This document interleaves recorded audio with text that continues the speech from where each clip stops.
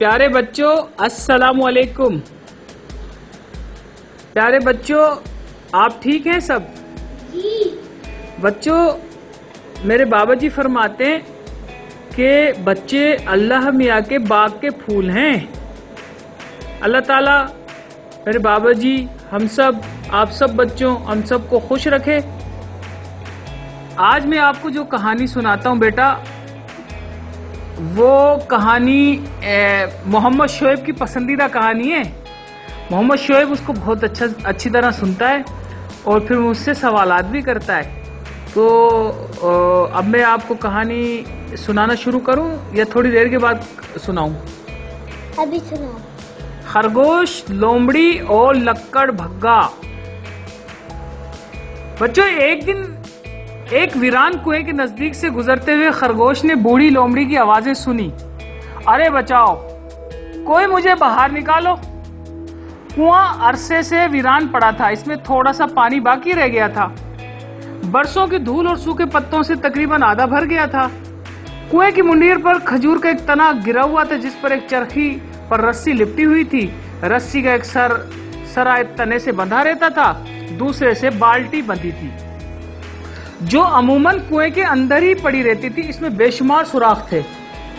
کنویں میں سے پھر آواز آئی، ارے کوئی ہے جو اس بڑھیا دکھیا کو باہر نکالے؟ خرگوش نے جھانک کر پوچھا، مگر تم یہاں آئیں کیسے؟ لومڑی بولی، ارے بیٹا رات کے وقت ادھر سے گزر رہی تھی، اس عمر میں نہ تو بینائی کام کرتی ہے نہ عقل، پیر پھسلا اور میں یہاں آ پڑی۔ خرگوش میرے لال مجھے باہر نکالو۔ مگر خوبصورت ننا منا خرگوش محض خرگوش ہی تو تھا، کمزور نازک جسم والا، بھلا وہ کس طرح لومڑی کو باہر نکالتا؟ وہ گہری سوچ میں ڈوب کر پنجے مسلنے لگا۔ رات ہو چکی تھی۔ لومڑی نہ صرف بدشکل تھی بلکہ اس کے مزاج بھی خراب تھا۔ وہ ہمیشہ ہی غصے سے بھری رہتی تھی اور ذرا سی بات پر کسی کو بھی تنگ کرنا شروع کر دیتی تھی۔ تمام جانوروں سے دور رہنا ہی پسند کرتے تھے، جس پر وہ بگڑ جاتی، بھوت کی طرح اسے چمٹ جاتی۔ خرگوش بولا، دیکھو بڑی بی، تمہیں باہر نکالنا میرے لیے ناممکن ہے۔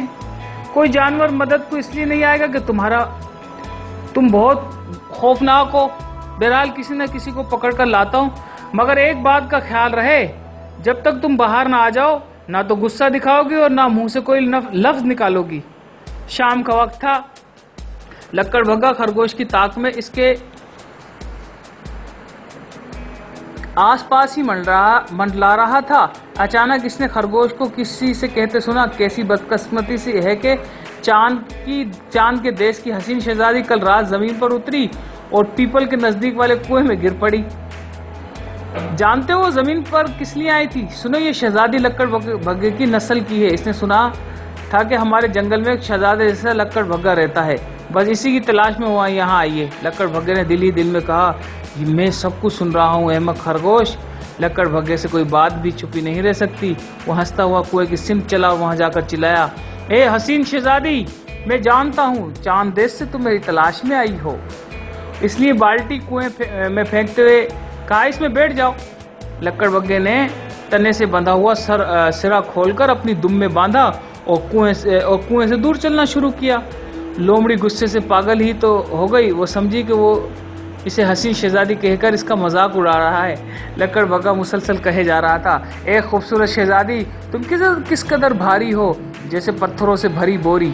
ہائے میری دم ٹوٹی جا رہی ہے، ارے میری دم اکھڑ جائے گی۔ لومڑی دانت پیس کر بڑبڑا رہی تھی، ٹھہر جا موذی، ذرا مجھے باہر آ جانے دے، اس کے بعد مزہ چکھاؤں گی۔